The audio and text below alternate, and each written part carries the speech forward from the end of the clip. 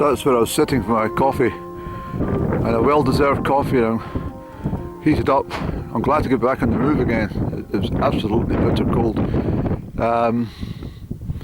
Bertha's starting to light up in the distance there. So we're just going sneaking through this part up here, and then we'll see where we're at. So I can see the Scurran is in full sunshine, so I'm talking about the summit. So we'll try and see what's what. I know for a fact up this way the land is particularly boggy, treacherous actually. So you'll see Fendoch down there. That's the Roman garrison site from well, the 1st century AD. And you can imagine the Caledonians and the Picts up here looking down on them saying, "You're not getting through here, no chance." And we can see right out to Tippermuir, the better Tippermuir out that way. Morris Hill is over there, the fir trees, and the Buckendy Hill here. The Strathern Valley stretched all the way eastwards, you see. So wonderful. Oh, it's absolute. My hands, I need to get my gloves on. Sorry, folks.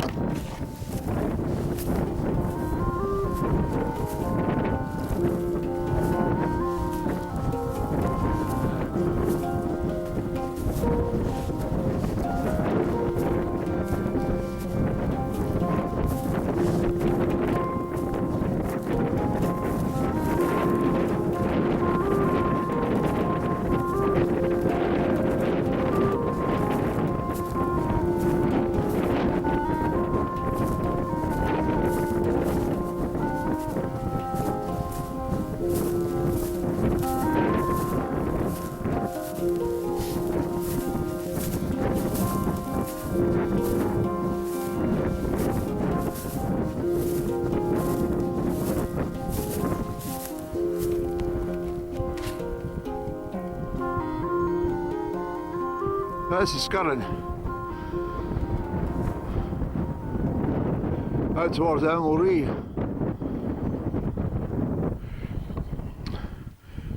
We'll get over here, but it's very boggy.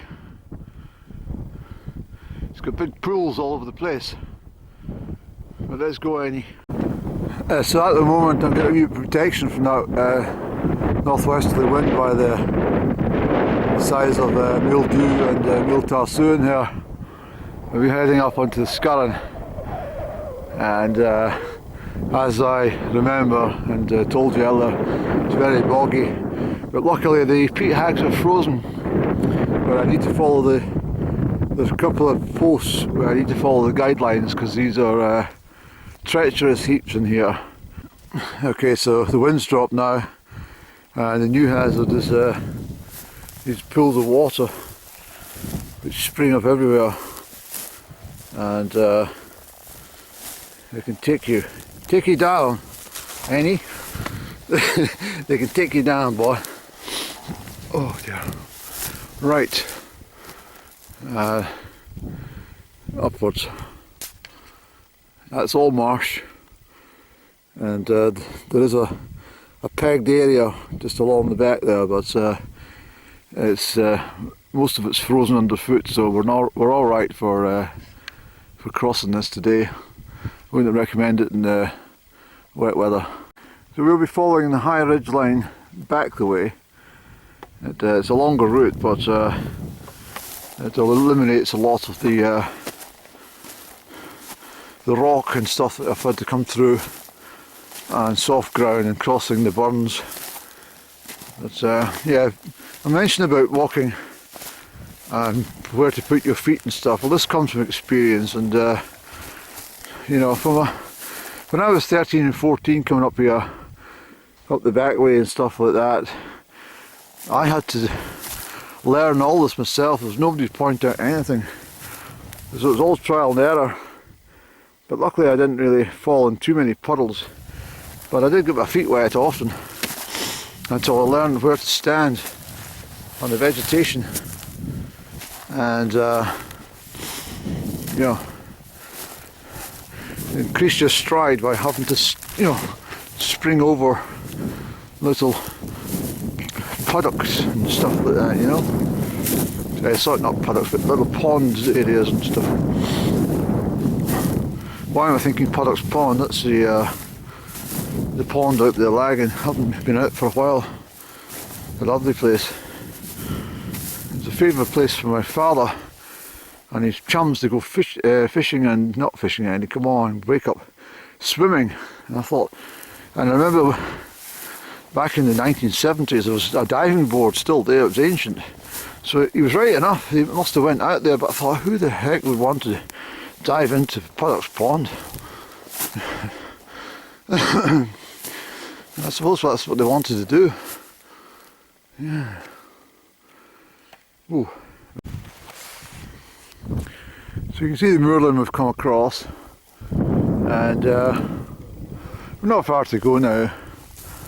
It was lovely in the sunshine. The wind had completely gone, but we'll get the wind up here. But I'm thoroughly warmed up now, and as I said already, it's an excellent day for walking.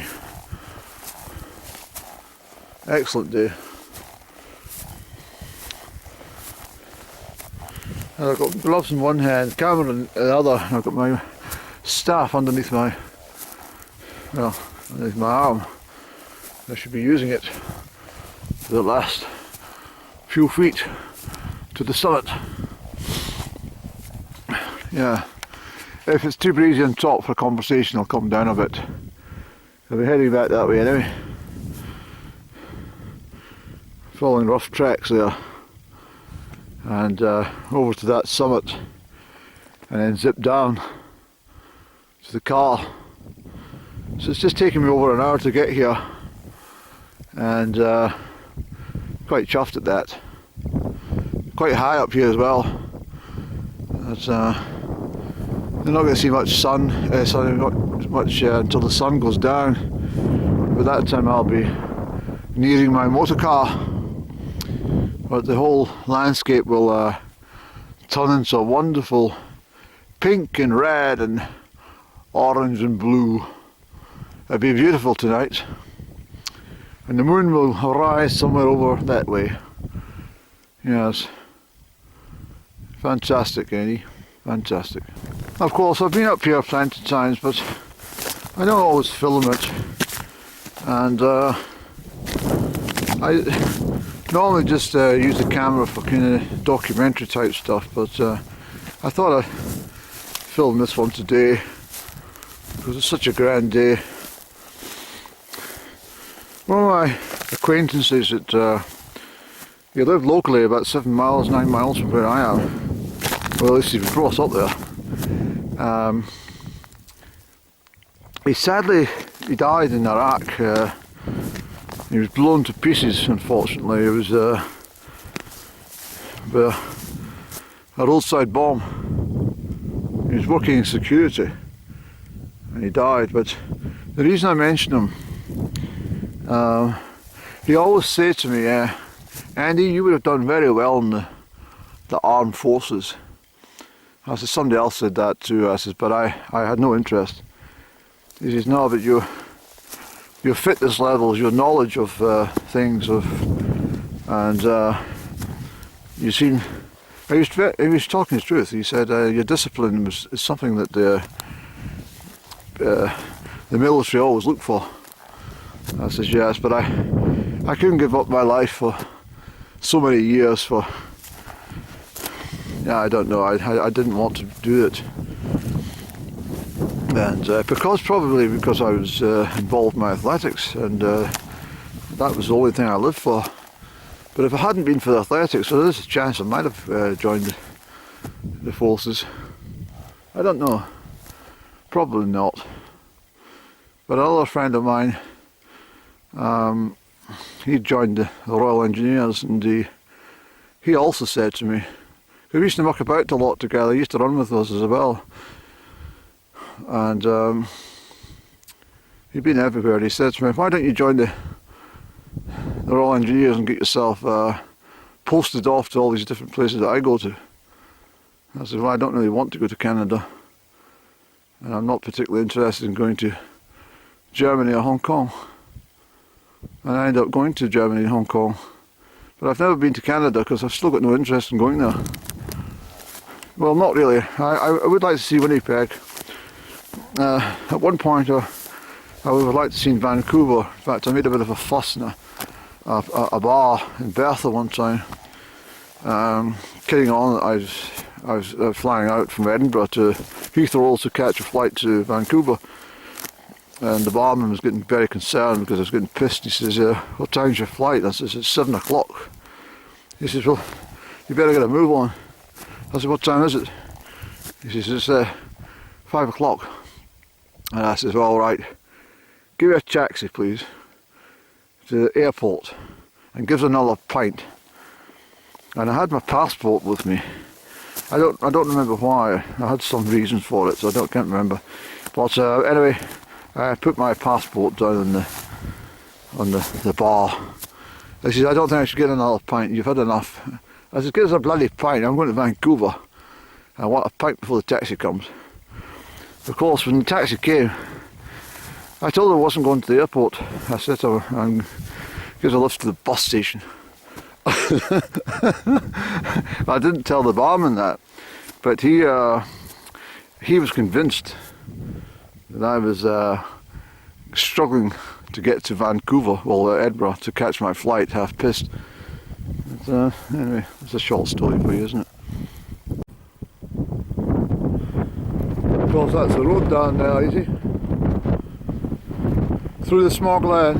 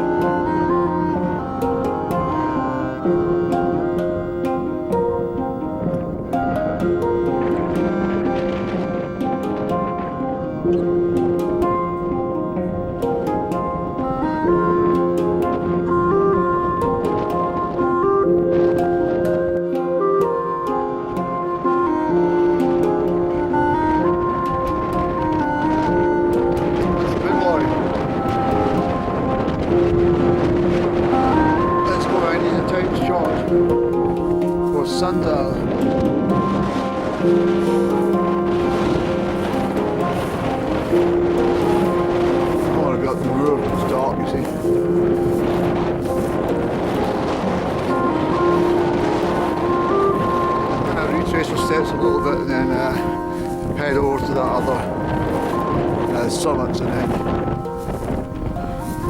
as I say, zip down towards the mast I showed you a couple of weeks ago,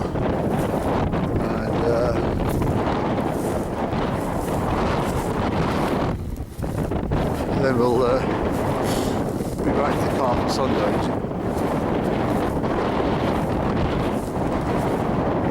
This is meant to be Ossian's or Oshin's burial site under that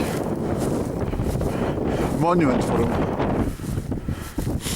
the giant's grave, although I think it's further back in the Glen.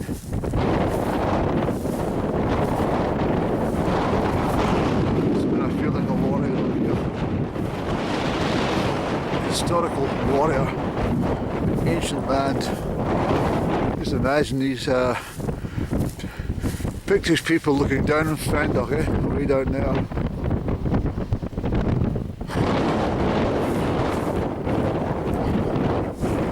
Right, Annie.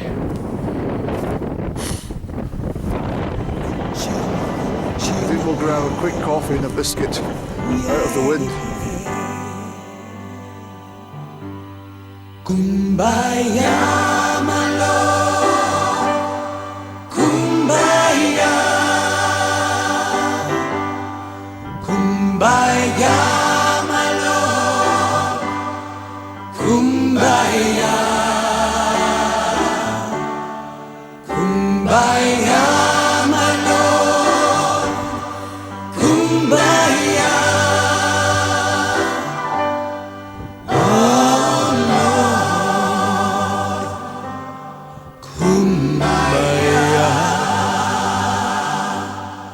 Come by me, my Lord, come by me.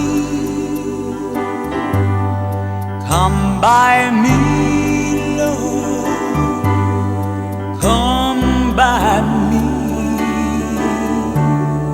Come by me, Lord, come by me. Oh, please come by me. In your presence, Lord, I am whole. So come by me, Lord, and make me whole. For you are the Lord that healeth me. You sent your word to set me free. So Lord, Kumbaya, Kumbaya, my Lord, Kumbaya, Kumbaya, my Lord, Kumbaya. Kumbaya, my Lord, Kumbaya. Oh Lord, Kumbaya. Kumbaya, my Lord, Kumbaya. Kumbaya, my Lord, Kumbaya. Kumbaya, my Lord, Kumbaya. Oh Lord, Kumbaya. Oh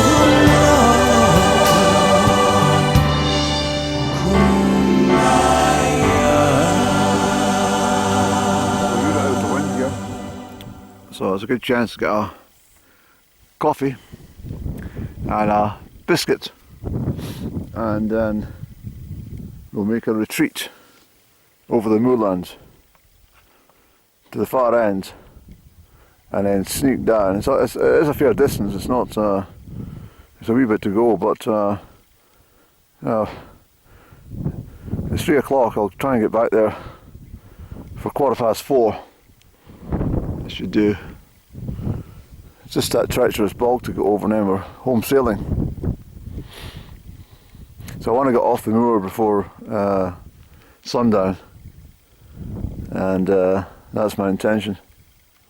Okay, that's us had our coffee and a couple of biscuits, and what I'll do is I'll switch the camera off for a little while until I get over to that rise. So through the moorlands, we've got daylight to do this, and then once we get to that big lump, we're home sailing. So all good for now. That was my seat, my Gore-Tex gloves. going to be a beautiful sunset tonight. There's enough cloud in the sky to illuminate the pinks and reds. It's going to be beautiful actually. It is time to move, Andy. Let's go, sir. Let's go, Bubble. Alright, that's where we were. We've crossed the moorland to this little rise here. The sunset's happening. It'll be beautiful. I can't believe it, but I stopped and I had a couple of 4 cups of coffee, and then I realised I didn't make coffee, I made tea. And I can't believe it, it actually tasted like coffee every time I drank it, so just, it kind of shows you your senses are all awkward when you're up in the howling wind of the cold, so to speak, but I thought I was drinking coffee. It's bloody tea. The biscuits were nice. Belgian biscuits. The Belgians are quite good at making things actually, like beer, you know, Angus beers and ice cream biscuits and cakes and sweeties. They're very good at this. And crisps. Although they don't call them crisps in Belgium, they call them chips. Chips. Hi Bobo, long time since I've seen you. Yeah, a very long time since I came along and give you a little hello. Nice to see you. Glad to see you survived, eh? Yeah. To right, Andrew, let's go over this lip. I'll see you again, sir. I'll see you again. So we've got down to where that car lines are. So we'll cross this moor, get to the lip, and then we'll make a decision because there's big cliffs down here. So a lot of cliffs on this particular slopes. Sma Glen. Oh well.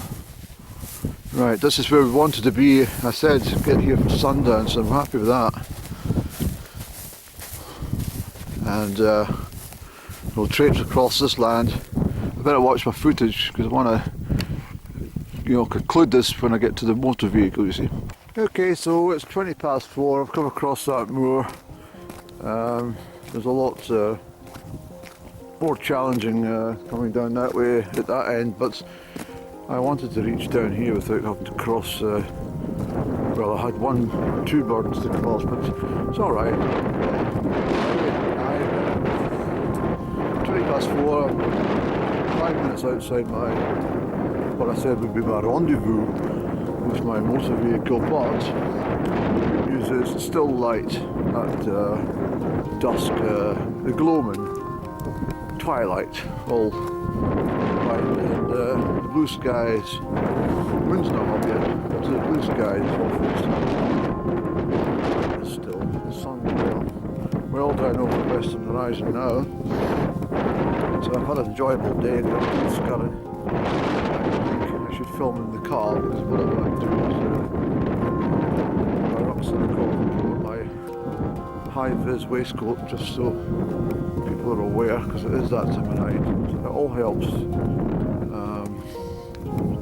because my tail lights won't be visible, you see. But anyway, all that muttering, thanks for joining me on this wonderful trip up to Scurran. I'm just back to the car. There's a full moon coming up over the horizon. Nice to see you.